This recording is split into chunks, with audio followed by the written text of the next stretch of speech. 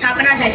व वसंतराव नाईक सरकारने महाराष्ट्र हे विशेष मराठी भाषिकेचे राज्य असल्यामुळे हा दिवस मराठी राज्यभाषा दिवस म्हणून साजरा करण्याचा ऐतिहासिक निर्णय घेतला.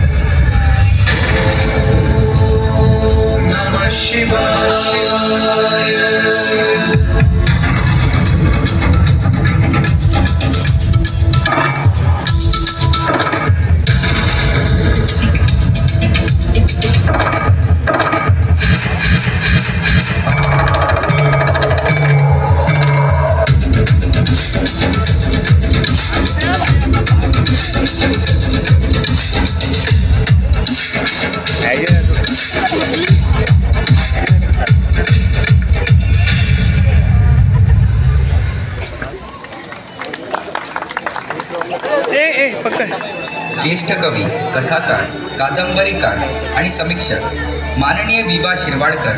विष्णू वामन शिरवाडकर म्हणजेच कवी कुसुमाग्रज यांचे मराठी साहित्य क्षेत्रात योगदान दिल्याबद्दल